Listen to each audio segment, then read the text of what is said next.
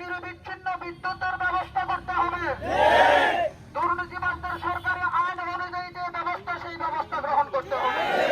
আজকে হয়তো আপনারা দেখবেন আমরা সংখ্যায় কম, যদি আমাদেরকে স্থায়ী একটা সমাধান দেওয়া হয়, আগামীতে ওই আন্দোলন আরো তীব্র থেকে তীব্র হওয়ার আশঙ্কা।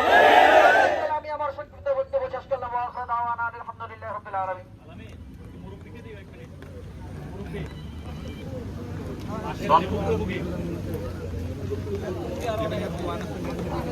ধন্যবাদ মাওলানা রুহুল আমিন সাহেবকে। এ পর্যায়ে আপনাদের সামনে বক্তব্যী একজন বক্তব্যী বেনছড়ি ব্রাহ্মণবাড়িয়া পাড়া থেকে আপনাদের সম্মুখে কিছু বলবেন, বলার জন্য বিশেষ অনুরোধ করছি।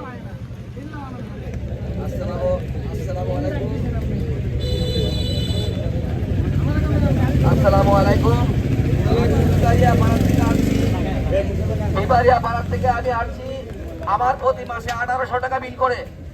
আমরা যখন অন্তত 20 বছর যাবৎ বিবারিয়া পাড়া লো ভোল্টেজে আমাদের কারেন্ট চলছে, আমরা যখন ওদের কাছে অনেক টাকা বিল পাওয়া যায়, তখন তারা করে কি আমাদের মিটারটা যায় লাড়াচাড়া করে বলে যে মিটারটা নষ্ট হয়ে গেছে, আপনারা মিটারটাকে পরিবর্তন করেন, এই কথা বলে। তারপরে আমার কাছ থেকে তারা পুরার আইডি কার্ড আনে এবং দরখাস্ত দিতে বলে।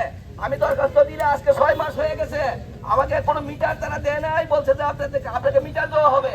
এরপরে আজকে পর্যন্ত আমার গত মাসে আমি 8,000 কত টাকা বিল দিলাম। আবার এই মাসের মধ্যে এই যে দেখেন 1800 টাকা আমার বিল করছে। আমি সাধারণ একজন গরিব মানুষ, আমি কিভাবে বিলটা দিব? বিল দেওয়ার সময় চলে যেতেছে, কিন্তু আমি এত অতিরিক্ত বিল হওয়ার কারণে আমি যখন অফিসে এসে বলি, তারা অনেক কিছু আমাকে বলে আপনারা যে কারেন্ট পাচ্ছেন অনেক বেশি পাচ্ছেন। এরপরে আপনারা যদি ঠিক মতো বিল পরিশোধ না করেন, তাহলে আপনাদের নামে মামলা হয়ে যাবে। বিভিন্ন ব্যাপার তারা আমাদেরকে কিন্তু হুমকি দামকি দেয়। এখন আমি আজকে এখানে আইসা হাজির হলাম। আমি 12টার সময় এখানে আইসা পড়ছি, শুই না যে তারা আমাদেরকে যেভাবে কষ্ট দিয়েছে। আমি গরিব মানুষ, গত 3 মাসের বিল মনে হয় 8,000 টাকা দিছি। এরপরে আজকে আমার 1800 টাকা বিল আইছে, কিন্তু আমি কোনো মতো ওই টাকা সংগ্রহ করতে পারতেছি না। আর তাদের কাছে যখন আমরা বিবারিয়ার পাড়ার লোকেরা আমরা 20 বছর পর্যন্ত লো ভোল্টেজে অনেক টাকা পানা হয়ে গেলাম, অনেক ইউনিট পানা হইলাম, তখন তারা করে কি আমাদের বিল মিটার গুলোকে নাড়াচাড়া কইরা আইসা বলে কি যে এটা নষ্ট হলে খেতে রাখে। এইভাবে আজকে আমাদেরকে প্রতারিত করতেছে।